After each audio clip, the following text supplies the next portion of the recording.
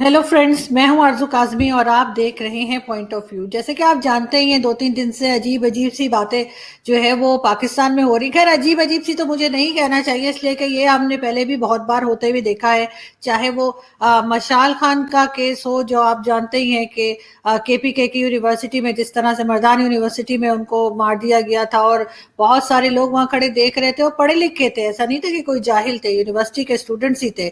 लेकिन उसके ऊपर हमने कोई खास एक्शन होते हुए नहीं देखा, किसी को सजा नहीं हुई, थोड़ा थोड़ा करके लोगों को बाहर निकालते गए और आखिर में ये हुआ कि कोई भी शायद अंदर नहीं रह गया है। इसी तरह से हमने सलमान तासिर साहब का वाकया देखा, और उसमें जिसने मारा उसको हीरो बना दिया गया। पाकिस्तान में ये बहुत होता है, लेकिन अब हमने फाइनली जो है फॉरेनर्स को भी मारना शुरू कर दिया है। और आपने जैसे देखा है कि श्रीलंकन जो थे वो यहाँ पे काम कर रहे थे सियालकोट की फैक्ट्री में, और उनको जिस तरह से मारा गया, उसके बाद अब बार बार गवर्नमेंट की तरफ से और प्राइम मिनिस्टर की तरफ से यही कहा जा रहा है कि जी हम बड़ी मजम्मत करते हैं, हम बड़े अफसोस है हमें। लेकिन ये अफसोस जो है ये एक बनावटी लफ्ज लग रहा है, और ये एक कहना चाहिए नौटंकी सी लग रही है। कोई खास सीरियस अगर इसमें कोई होता तो जरूर कोई सख्त ना सख्त तरीन सजा जो है वो तजवीज की जाती, लेकिन चाहे वो हमारी इस्टेब्लिशमेंट हो, चाहे गवर्नमेंट हो, चाहे हमारे मुल्ला माफिया जिसे मैं कहती हूँ वो हो, हम सबको ऐसे ही देखते हैं कि वो इसी माइंडसेट के हो गए कि यही सब कुछ सही हो रहा है। इसके साथ साथ पाकिस्तान में आप जानते ही हैं कि किस तरह की इकोनॉमी की क्या हालत है कि अब तो बाहर जो हमारी एम्बेसीज हैं वहां तक के अकाउंट्स, ट्विटर अकाउंट्स और दूसरे सोशल मीडिया अकाउंट्स पे कहा जा रहा है कि जी हमें महीनों से पेमेंट नहीं की गई है। और इसी तरह की कुछ बातें हम मजीद करेंगे अपने मेहमान के साथ। हमें जी आज ज्वाइन करेंगे पाकिस्तान के जर्नलिस्ट हैं, सीनियर जर्नलिस्ट हमें ज्वाइन करेंगे अनीक नाजी साहब। बहुत शुक्रिया सर कि आपने आज ज्वाइन किया। आपका बहुत शुक्रिया जी, बड़ी मेहरबानी। मैं उम्मीद करता हूँ मेरी आवाज ठीक आ रही होगी। जी सर, बिल्कुल आपकी आवाज़ एकदम परफेक्ट आ रही है। और सर, जैसे आपने सुना, मैंने सबसे पहले बात की है कि जिस तरीके से हमारे यहाँ कल मारा गया है एक गैर मुल्की को, और उसके बाद पहले तो खैर हम अपने लोगों पे ही हाथ साफ करते थे कि हमारे यहाँ से कभी हम किसी पे इल्ज़ाम लगा देते हैं कि जिसने मजहब के खिलाफ बात की है, चाहे वो मुस्लिम्स हो चाहे नॉन मुस्लिम्स हो। लेकिन अब हमारी बात उससे कहीं आगे बढ़ चुकी है। ये कहीं रुकेगी? कोई इस पे एक्शन होगा? कोई सुधरेगा पाकिस्तान में, या आपको लग रहा है कुछ नहीं हो सकता? देखिए, इसका मैं आपको एक तारीखी पस मंजर है असल में। अब मुझे मालूम नहीं है कि आपके पास वक्त कितना है, लेकिन जब आपको बात लगे कि तवील हो गई तो मुझे तो बता दीजिएगा, टोक दीजिएगा। इसका पस मंजर ये है कि पाकिस्तान जब बना है तो उस वक्त भी मतलब ये कि ये किसी को क्लियर नहीं था कि ये मुल्क बनने क्यों जा रहा है।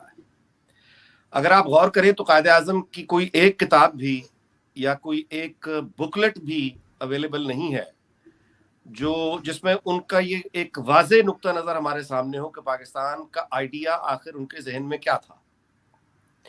अच्छा, अब जब कोई किताब मौजूद नहीं है तो हम लोग तकरीरें उठा के फिरते हैं, और तकरीर का मामला ये होता है कि खास तौर पे सियासी तकरीर के वो आम तौर पे एक आर्जी खबर, आर्जी हालात के मुताबिक की जाती है, और जज्बाती तकरीरें तो बिल्कुल ही सियासी होती हैं जो हजूम से की जाती हैं।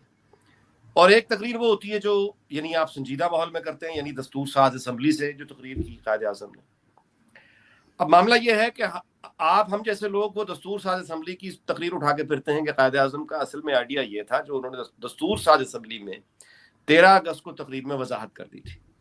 लेकिन इसके मद्दे मुकाबल एक दूसरे नुक्ते नजर के लोग हैं जो कायदे आज़म की उन तकरीर को उठा के फिरते हैं जो उन्होंने, जाहिर है कि एक यानी वो बातें उन्होंने कुछ की हैं ऐसी जिससे ये नतीजा निकाला जा सकता है कि ये कोई यानी इस्लामी कोई जहाद, मतलब एक उसमें ये जहाद वाली आइडियोलॉजी निकाली जा सकती है। अच्छा, अब हमने देखा कि जब यानी एहतजाज तो तभी शुरू हो गया था, यही वजह थी कि कायदे आज़म ने जब ये दस्तूर साज असम्बली से यानी खिताब किया तो आपके हमारे इल्म में होना चाहिए कि एक तरह का एहतजाज उसी वक्त शुरू हो गया था। और फिर उसका नतीजा ये हुआ कि कायदे आज़म जब चले गए और लियाकत अली खान को मतलब उनका, तो फिर आपने देखा कि करारदाद मकासद पेश की गई, और उसके बाद मौलाना मौदूदी ने जो वो निकले तो आपके इल्म में है कि उन्होंने ये कहा कि हमने आज रियासत को कलमा पढ़ा दिया है। यानी इससे पहले ये रियासत तो थी लेकिन एक काफिर रियासत थी, इसको हमने कलमा पढ़ा दिया। तो ये वो दो नुक्ता नजर हैं जो पाकिस्तान की बुनियादों में शामिल है।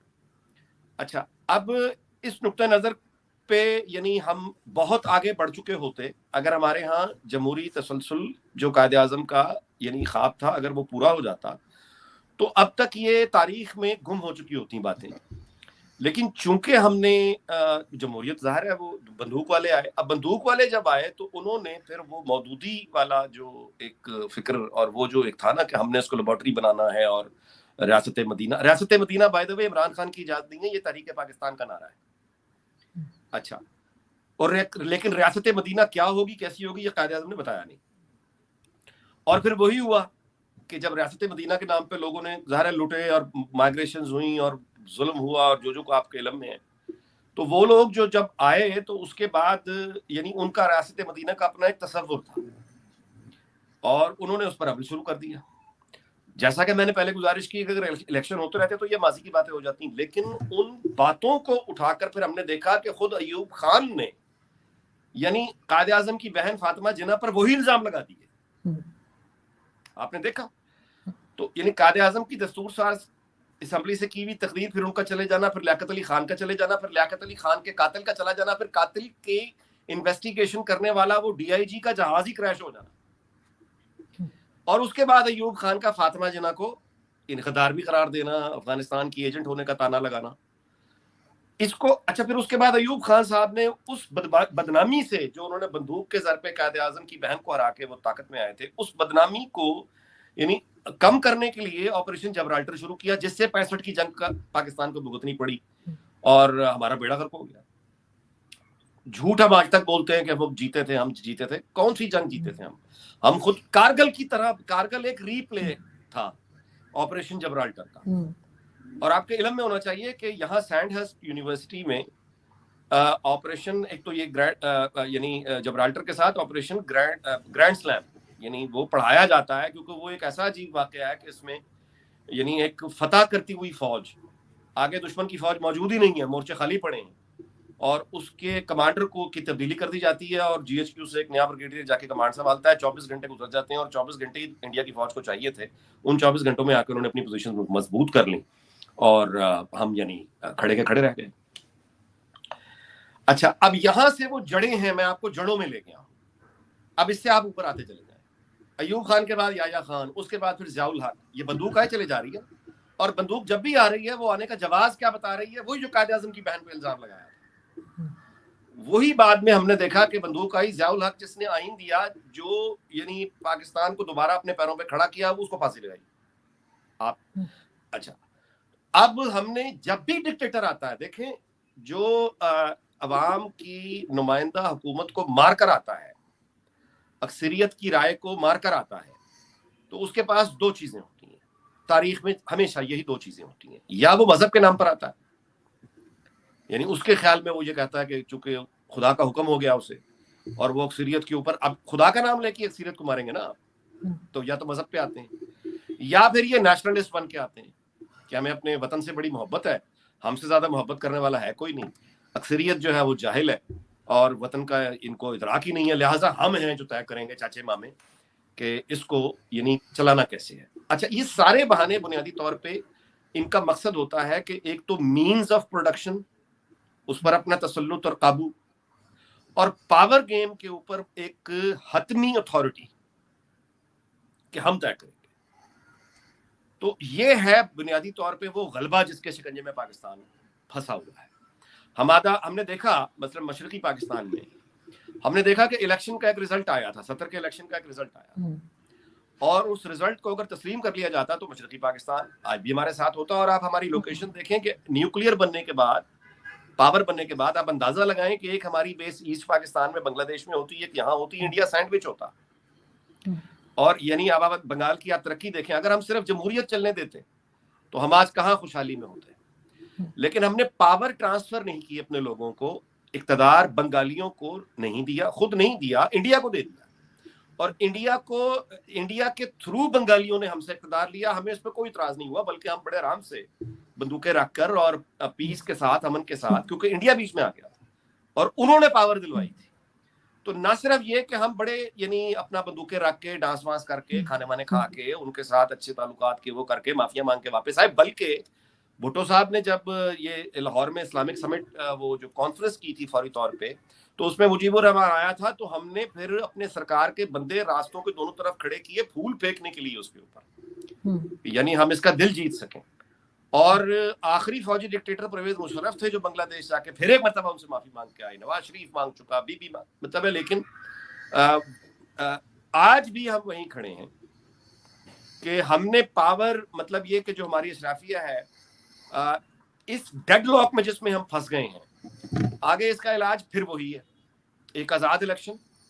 لوگ جس کو نمائندہ، جس کو مطلب ہے جس کو بھی لوگ جس کو منتخب کریں ان کے انتخاب کا احترام کرنا پڑے گا، اختیار اور اقتدار دونوں دینے پڑیں گے. اور اس کے بعد اس عمل کو، یہ کوئی جادو کا عمل نہیں ہوتا، اس میں وقت لگتا ہے. جمہوریت کوئی جادو کا عمل نہیں، تو اس میں آہستہ آہستہ بہتری کی طرف ہم چل پڑیں گے. لیکن ظاہر ہمیں یہ قبول مطلب ہماری اشرافیہ کو یہ قبول نہیں ہے. وہ چاچے اور مامے ہیں ریاست کے، لہٰذا یہ وہ طے کریں گے کہ لوگوں کا جو انتخاب ہے وہ ٹھیک ہے بھی یا نہیں، یعنی لوگ جس کو ووٹ دے رہے ہیں وہ آدمی ٹھیک ہے بھی یا نہیں. تو اگر اکثریت یہ کہہ رہی ہے مثال کے طور پہ کہ نواز شریف ٹھیک ہے تو نواز شریف غدار ہو جائے گا. اکثریت یہ کہہ رہی ہے کہ مریم ٹھیک ہے تو مریم غدار ہو جائے گی. اکثریت یعنی ان سے بھی کوئی ذاتی دشمنی نہیں ہے نواز سے یا مریم سے، یہ لوگ تم بڑے لاڈلے تھے. پرابلم ان کے ساتھ یہ ہو رہی ہے کہ انڈیپینڈنٹ کیوں ہو رہے ہیں. اب میری بات، تو اس لیے ایک طریقہ تو جو گریڈ لاک پہ ہم پھنسے ہوئے ہیں کہ آپ آج الیکشن کرا دیں اور مطلب معاملات درست ہونے کی جانب چل پڑیں گے. لیکن کیا ایسا ہوگا؟ بالکل نہیں. ہمارا ماضی یہ ہے کہ ہم نے انتقال اقتدار کو پرامن طریقے سے نہیں دیا، جنگ کی صورت میں صرف ایک دفعہ دیا اور مشرقی پاکستان یعنی جب علیحدہ ہو گیا تو ان کو دیا. اب بھی وہی ہوگا، یعنی انتقال اقتدار اگر ہوگا تو وہ پرامن نہیں ہوگا، انتخاب سے نہیں ہوگا، ووٹ سے نہیں ہوگا. وہ لبیک جس راستے پہ چل رہی ہے مسلم لیگ نون، آخر کار اس راستے پہ یا تو چل پڑے تو پھر ہو جائے گا، یا یہ کہ پھر لوگ اٹھ کے سب کچھ ہی ختم کر دیں ایک دفعہ.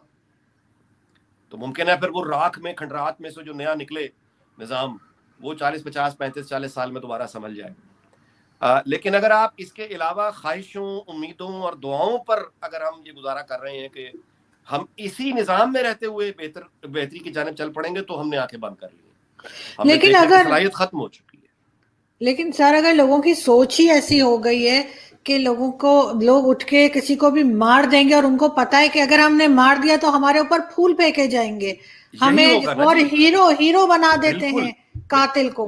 جب انتقال اقتدار پرامن طریقے سے نہیں ہوگا، ووٹ کے ذریعے نہیں ہوگا، صرف بندوق ہی نے عزت دلانی ہے، تو پھر بندوق کے مقابلے میں بندوق ہی اترے گی نا.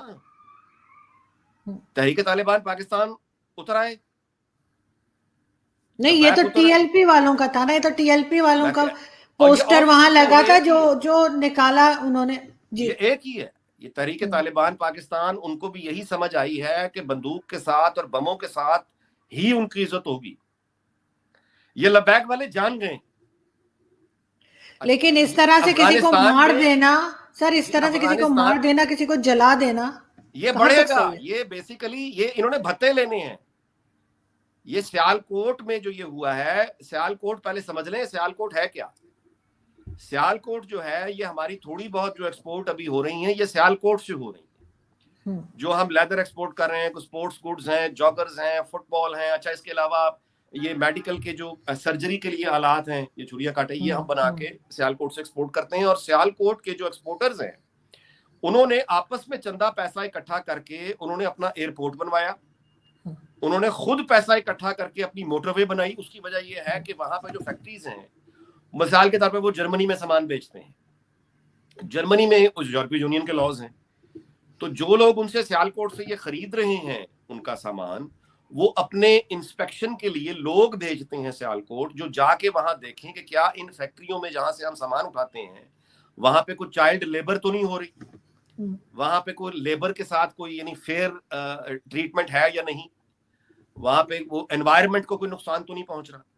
تو ان کے لوگ چونکہ آرڈر دینے والے سیال کوٹ آتے ہیں جاتے ہیں، تو سیال کوٹ والوں نے یعنی اپنے شہر کو خود ہی اپنے پیسوں سے سنوارا تاکہ ان کی ایک کریڈیبلٹی بنے اور وہ ایک اعتماد کے ساتھ دنیا کو سامان بیچ سکیں. اب سیال کوٹ میں جو یہ ہوا ہے اس کے بعد آپ مجھے بتائیے کہ یہاں انسپیکشن کرنے کے لیے کون آئے گا؟ جب وہ انسپیکشن کرنے کے لیے یہاں سے وہاں کوئی نہیں جائے گا تو پھر وہ آرڈرز کینسل ہوں گے. اچھا اس میں جو وہاں اب لوگ تو ارب پتی ہیں, پیسہ تو ہے وہاں, تو اب یہ جو لبیک والے ہیں انہوں نے بھتے لینے شروع کرنے ہیں. یہ ان فیکٹری والوں سے شروع کریں گے, یعنی جو اعلیٰ ترین سطح ہوگی وہ اعلیٰ ترین سطح سے بھتا لے گی, مڈل کلاس سے بھتا لے گی, اور لبیک کا جو فٹ سولجر ہے یہ آپ سے آ کے بھتا لے گا, اس سے مارکیٹوں سے بھتا لے گا, پان والے سے بھتا لے گا, ویگن چلانے والے ٹرانسپورٹروں سے بھتا لے گا. اچھا اب جو ان کو بھتا نہیں دے گا اس پہ یہ توہین کا الزام لگائیں گے اور گھروں دفتروں سے نکال کر سب کے سامنے زندہ جلائیں گے, جس کے بعد پھر ان کو لوگ فریکوینٹلی پیسہ دینے لگیں گے. یہ پولیس تھانوں سے پیسہ لیں گے یہ بھتے کے نام پر, کیونکہ دیکھیں مہنگائی اور غربت, یعنی اس بات کو ہمیں سمجھنا ہوگا. دیکھیں انتہا پسندی جو ہے نا وہ کسی بھی نوعیت کی ہو, انتہا پسندی اور بھوک یہ صدیوں سے بہنے ہیں, یہ قیامت تک آپس میں ایک دوسرے کے ہاتھ میں ہاتھ ڈال کے یہ چلیں گی. بھوک, غربت اور انتہا پسندی یہ دونوں ہمارے ہاں اب یعنی ظاہر ہے کہ اپنے عروج پر ہیں. تو جب یہ دونوں اپنے عروج پر جا کر ہاتھ ملاتی ہیں تو اس کے بعد پھر یہ ہر اس یعنی فرد کو کھا جاتی ہیں. یعنی جس کے پاس ایک گاڑی بھی ہے وہ بھی ان کا مجرم ہے, جس کے گھر میں کو 2-4 اے سی لگے ہیں وہ بھی ان کا مجرم ہے, جو آدمی باہر جا کے کچھ برگر کھا لیتا ہے, چائنیز کھا لیتا ہے, وہ بھی ان کا مجرم ہے. تو یہ بھتے لینا شروع کریں گے, یہ حملہ آور ہوں گے, یہ مطلب ہے کہ کسی بھی حد تک جائیں گے. اچھا اب آگے پھر 2 باتیں آتی ہیں. نمبر 1 کہ کیا پاکستان کی ریاست اور اداروں میں اتنا دم اور خم رہ گیا ہے کہ وہ ان سے اکیلے لڑ لیں؟ جب چین یہ کہہ چکا ہے, چین آپ جانتی ہیں نا کہ داسو کا جو اٹیک ہوا تھا اس کے بعد چین آفیشیل اپنے ٹویٹر اکاؤنٹ سے یہ آفر کر چکا ہے کہ Chinese missiles and army are ready to assist our Pakistani brethren to fight terror on their soil.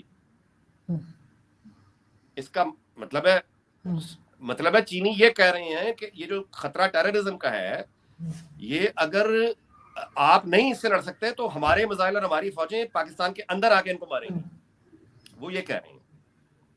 اچھا اب ہم اس فرض کی اب میں اس بات کو اپنی معلومات اور علم کے مطابق, اندازہ نہیں ہے خیالوں میں, یہ خیالی پلاؤ نہیں بنا رہا, یعنی میں اپنی انفارمیشن, ٹھوس انفارمیشن کے مطابق آپ کو بتا رہا ہوں کہ ہمارے ریاستی اداروں کے پاس اتنی طاقت اور سکت بالکل موجود ہے کہ ایکسٹریمزم کا خاتمہ یہ کر سکتے ہیں. قوم کو ملا کر یہ ان لوگوں کو یعنی مطلب ہے ان سے مقابلہ کر سکتے ہیں, لیکن اس کے لیے قوم کی ایک سپورٹ چاہیے, پولیس کو بھی, حکومت کو بھی, فوج کو بھی. ان کو قومی حمایت چاہیے اس طرح کے لوگوں سے لڑنے کے لیے, کیونکہ یہ جو آپ نے فوج اب تیار کر لی ہے اس کے اندر وہی پاکستان کی جڑوں میں جو سوال بیٹھا ہوا ہے کہ آپ پہلے مسلمان ہیں یا پاکستانی ہیں. یہ سوال یعنی فوجی ڈکٹیٹروں نے اور ملا نے پیدا کیا کہ اگر آپ پہلے پاکستانی ہیں. اب اگر آپ دیکھیں نا چودھری نثار جیسا آدمی مثال کے طور پہ وہ 100 دفعہ کہہ چکا کہ پہلے میں مسلمان ہوں بعد میں پاکستانی. گویا یہ دونوں ایک دوسرے سے کے متضاد کوئی چیزیں ہیں. یعنی یہ اس طرح سے بات بنا کر پیش کی جاتی ہے کہ جیسے اسلام کچھ اور ہے, پاکستان کچھ اور ہے, اور آپ کو ان دونوں میں سے کسی ایک کا انتخاب کرنا ہے. اب آپ اس جہالت کی یا اس مکاری کی, جہالت نہیں مکاری ہے, جان بوجھ کے انہوں نے یہ سوال پیدا کیا کیونکہ اس سوال کے اندر سب سے بڑا فساد ہے. آپ کسی آدمی کو یعنی یہ پوچھ رہے ہیں کہ وہ پہلے کسی کا بیٹا ہے یا کسی کا باپ ہے. اب اگر وہ یہ کہے کہ وہ پہلے بیٹا ہے تب بھی گولی مار دے گا, اگر یہ کہے پہلے باپ ہوں تب بھی گولی مار دیں گے. یعنی یہ وہ فساد اور شر بھرے بھائی آپ ایک پاکستان کا یعنی جو پاکستان تو 100 سال پرانی ایک جو دنیا بنی نیشن سٹیٹس کی رہنے کا ارینجمنٹ ہے جو دنیا نے طے کیا اقوام متحدہ بننے کے بعد. لیکن مذہب تو ہر ایک کا اپنا معاملہ ہونا چاہیے نا, یہاں تو نان مسلم بھی رہتے ہیں اور ان کو مار دیا جاتا ہے. جی میں یہی عرض کر رہا ہوں کہ جو قومی ریاست ہوتی ہے, اقوام متحدہ کی ممبر ہوتی ہے, یعنی دوسری جنگ عظیم کے بعد جو دنیا نے مشترکہ طور پہ ایک شکل بنائی اس میں قومی ریاست کا تصور آ گیا, نیشن سٹیٹ کا. اور وہ کچھ دنیا بھر نے مل کر اس پر یعنی ہم نے بیٹھ کر ہم نے سوورینٹی کے آ گئے، سرحدیں متعین ہو گئی وغیرہ وغیرہ. تو ہم نے بجائے اس رہنے کا ایک انتظام ہے دنیا میں، قومی ریاست رہنے کا انتظام ہے، اس سے زیادہ کچھ بھی نہیں ہے. اس کو ہم نے اٹھایا اور اسلام کے مقابل کھڑا کر دیا. اسلام جو کہ پاکستان کے لیے نہیں اترا، اسلام پوری انسانیت کے لیے ہے اور قیامت تک رہے گا. اس کو ہم نے پکڑ کے سیاسی مقصد استعمال کر کے اس کو بند کیا بوتل میں. اب یہ لوگ نکل آئے ہیں. بہرحال ان کے نزدیک کروڑوں میں ایسے لوگ ہیں، یہ یعنی اس کو آپ معمولی بات نہ سمجھیے گا، یہ کروڑوں میں ہیں جو یہ سمجھتے ہیں، واقعی یہ سمجھتے ہیں، دیانتداری سے سمجھتے ہیں کہ وہ پہلے مسلمان ہیں اور بعد میں پاکستانی ہیں، اور پاکستان کا ہر وہ قانون، پاکستان کا ہر وہ شہری، پاکستان کا ہر وہ ادارہ جو ان کے تصور اسلام کے راستے میں حائل اور رکاوٹ ہے، اس کو مارنا یہ مطلب ہے اپنا فرض سمجھتے ہیں، اور اس کے بعد جنت میں جانا لازمن سمجھتے ہیں. اور یہ چیز صرف پاکستان کے مسلمان ہی سمجھ رہے ہیں، باقی کنٹریز تو ایسا کچھ نہیں کہہ رہی، نہ سعودی عرب ہے، باقی بے شمار ان چیزوں کی اسلامک کنٹریز ہیں. ٹھہر جائیں. ہمارے ساتھ اب یہ افغانستان ہے، وہاں یہ لوگ آ چکے ہیں. میں ابھی کی بات نہیں کر رہا، پہلے صحیح، یعنی جب ایک مکمل بربادی اور سول وار جب وہاں شروع ہوئی ہے تو طالبان پھر آ گئے اور آ کے انہوں نے اپنی ایک قبرستان بنا دیا. اچھا اب یہ پھر دوبارہ آ گئے. ٹھیک ہے، تو آپ کے خیال میں کہ جب ہمارے اپنے سوسائٹی کے اندر سے لوگ ان کو سپورٹ کریں گے، تالیاں بجائیں گے، جشن کریں گے، خوشیاں منائیں گے کہ دیکھو طالبان آ گئے افغانستان، اور دیکھو وہ امریکہ کی دوڑیں اور یورپ کی دوڑیں، اسلام جیت گیا، تو پھر اسلام افغانستان میں جیتا ہے تو پھر اس طرح کے اسلام کو پاکستان میں تو جیتنا ہی جیتنا ہے، کچھ کر لیں آپ.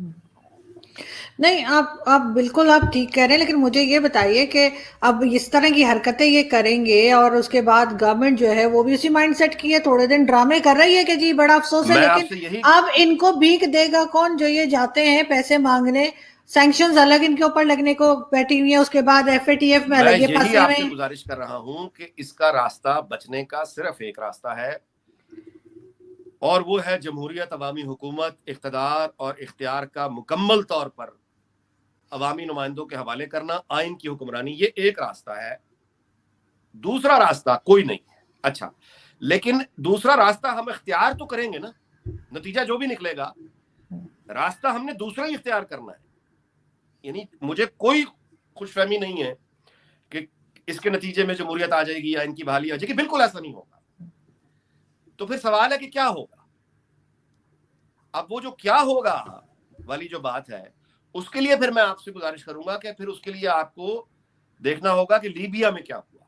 چھوٹے سے ملک ہے لیبیا، یعنی ہمارا کو اس کی آبادی بلوچستان سے بھی شاید پختونخوا سے بھی کم ہوگی، لیکن جو ہوا اس کو بہت بڑے اسکیل پہ کر لیں وہ پھر پاکستان میں ہوگا. اب آپ دیکھ لیں کہ یعنی بلوچستان میں کیا صورتحال ہے، اور اس کو کنٹرول کرنے کے لیے ہم اضافی دستے بھیج رہے ہیں، پولیس کے اور لا انفورسمنٹ کے، ان کو مارنے کے.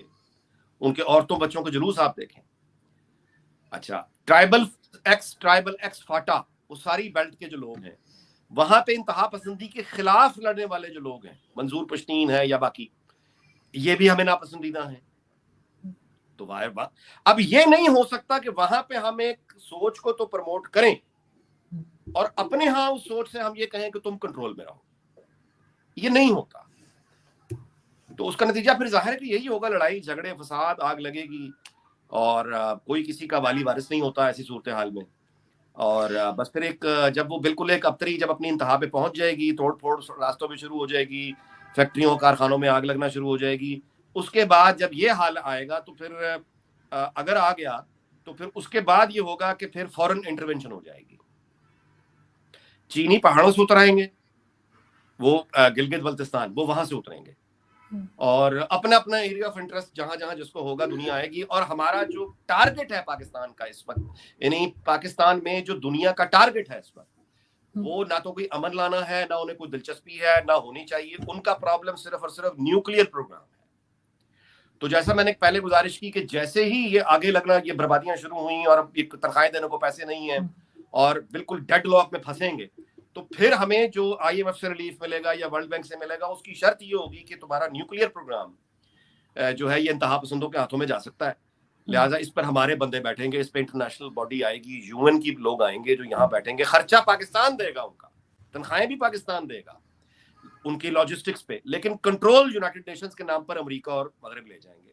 یعنی ٹارگٹ وہ ہے, اور یہ ایک دفعہ ہو گیا تو پھر ہمیں جوتا مارنے کے لیے انڈیا بہت ہے, اور انڈیا کی فوج نہیں, ہمیں انڈیا کی پولیس بھی بہت ہے مارنے مورنے کے لیے.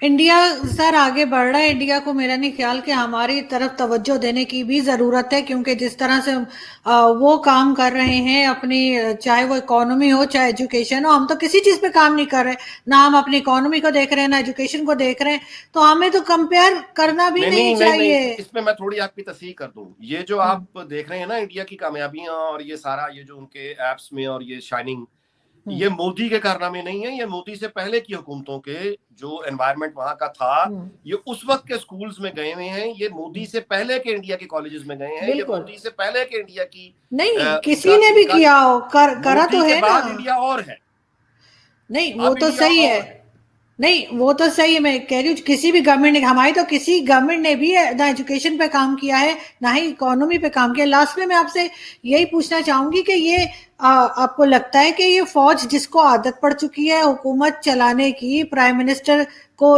پپٹ کی طرح چلانے کی, کیا یہ واپس بارڈر پہ جائیں گے, کیا یہ واپس بیرکوں میں جانا پسند کریں گے, کیسے جائیں گے؟ سمجھ لیں فوج کیا ہے. فوج بنیادی طور پہ یعنی ان کو ہم ایک ڈسپلن کی وجہ سے ایک کہتے ضرور ہیں, لیکن ان میں بہت اچھے ویل میننگ آفیسرز ہیں, ان میں بہت یعنی درد رکھنے والے آفیسرز ہیں, اور یعنی ایسے آفیسرز ہیں جو خود اپنے سینئرز پر یعنی آپ یوں کہیں کہ تنقید کرنے کے جرم سزائیں بھگت چکے ہیں, ٹھیک ہے, لیکن ڈسپلن فورس ہے, کیا کریں, بے چینی وہاں ہے بہت, لیکن بے چینی سے تو کچھ ہوتا نہیں. اب جو آپ نے اشارہ کیا کہ کیا مطلب ہماری اسٹیبلشمنٹ اقتدار چھوڑنے پر تیار ہوگی, میں اسی بات پہ آپ کو پہلے گزارش کر چکا ہوں کہ مجھے نہیں لگتا کہ ایسا ہوگا. بالکل, تو اس کا مطلب ہے پھر تو کچھ ہمیں امید نہیں رکھنی چاہیے. مجھے نہیں نظر آ رہا. ہاں کوئی ایسا کوئی ایسا, بالکل آگے ہمیں سب کچھ یہی بگڑتا ہوا ہی دکھائی دے رہا ہے. بہت شکریہ سر کہ آپ نے آج جوائن کیا, آئی ہوپ کہ آپ دوبارہ بھی جوائن کریں گے اور آپ سے بات چیت ہوتی رہے گی. جو ہے وہ بہرحال پازیٹیو نوٹ پہ کرنا چاہیے, اور میں اس دعا کے ساتھ اپنی گفتگو کا اختتام کرتا ہوں کہ اب بھی اللہ کرے ہماری اسٹیبلشمنٹ کو, ہماری سیاسی پارٹیوں کو, ہمارے جو اشرافیہ ہے, مکمل اشرافیہ, فوج اشرافیہ نہیں ہوتی, مطلب ہے کہ اشرافیہ کا حصہ ہوتی ہے, سویلین اشرافیہ سارے, اللہ کرے کہ یہ ان کو سمجھ آ جائے کہ یہ اب کشتی جب ڈوبے گی تو یہ بچیں گے نہیں. یہ بہت کم لوگ ہوں گے. میں آپ کو یہ بتا دوں کہ یہ جو پلاننگ ہوتی ہے نا کہ ہمارے ویزے لگے ہوئے ہیں اور ہم چلے جائیں گے, اگلے جہاز میں بیٹھ کے دبئی چلے جائیں گے, سب سے پہلے فلائٹیں کینسل ہوتی ہیں. یہ جب بات بھڑکتی ہے نا تو سب سے پہلے فلائٹیں کینسل ہوتی ہیں, ایئرپورٹ بند ہوتے ہیں, ان میں سے پھر یعنی بھاگنے کا موقع نہیں ملے گا. اور یہ جب اللہ معاف کرے, اللہ رحم کرے, مطلب آرڈر جب تک چل رہا ہوتا ہے تو اس میں اشرافیہ کی بھی خیر ہے, میری آپ کی بھی خیر ہے, یعنی عام آدمی کی بھی خیر ہے, اشرافیہ کی بھی. اگر یہ آرڈر اللہ نہ کرے ٹوٹ گیا تو پھر اس کے بعد یہ گھروں میں کام کرنے والے مالی, ڈرائیور, یہ نکل کے اپنے مالکوں کو مارنا شروع کرتے ہیں پہلے. یعنی یہ نہیں ہوتا کہ کوئی کسی نے ٹارگٹ بنایا ہوا, لسٹیں بنائی ہوئی, نہیں, وہ رینڈم ہوتا ہے ایک دم. یعنی ایک طرف سے آرڈر ٹوٹتا ہے. ہمارے ہاں یہ پہلے مثال ہے, DIG کو گولی مار دی تھی اس کے ڈرائیور نے پنجاب میں, اس نے گالی دی, ڈرائیور نے گولی مار دی. تو اگر یہ شروع ہو گیا تھانوں میں, مطلب بغاوت شروع ہو گئی, پھر واڈا میں بغاوت شروع ہو گئی, پھر تو جب یہ بغاوت ہوگی اور اس کی خبریں سوشل میڈیا پہ آئیں گی تو وہ انتظار نہیں کریں گے, ہر بندہ پھر نکلے گا کہ میں بھی لوٹوں, میں بھی اپنا حصہ لوں. یہی غدر ہوتا ہے, اسی کو سول وار کہتے ہیں. بالکل بالکل, اور پاکستان اسی طرف جاتا ہوا نظر آ رہا ہے. اور اللہ کرے کہ ہمارے اشرافیہ کو سمجھ آ جائے, یہ اپنی انا جو افراد کی انا, ادارے کی انا نہیں, افراد کی انا, اللہ کرے کہ ان کو سمجھ آئے اور یہ اپنی اناؤں کو نیچے کریں. یہ ملک ہے تو یہ بھی ہیں, ورنہ ہم جیسے تو اپنا آرزو, اپنا باہر جا کے ہم تو مزدوری کر کے, یہاں کوئی اوبر کر کے, کوئی ڈاکٹر, کوئی پروفیشنل, جو بھی ہے, اپنی کسی بچہ یعنی جو نکل سکتا ہے نکل کے باہر کام کر کے اپنی زندگی گزار لے گا. یہ کہاں جائیں گے؟ یہ کہاں جائیں گے؟ اور ان کو تو عادت پڑ چکی ہے منسٹرز بننے کی، اور دوسرے اسٹیبلشمنٹ کو بھی عادت پڑ چکی ہے کہ جی وہ بڑے اپنے باس بنے ہوتے، تو کہاں کے باس بنیں گے پھر تو سب کا آرڈر چیلنج ہو اور گیا پھر بچے گا کوئی نہیں، یعنی یہ تو بات طے ہے نا، پھر یعنی بڑا مشکل ہو جائے گا۔ بالکل ٹھیک، بہت شکریہ سر کہ آپ نے آج جوائن کیا، اپنا بہت خیال رکھیے گا، آپ سے پھر جلدی ملاقات ہوگی، اللہ شکریہ، حافظ۔ اللہ حافظ۔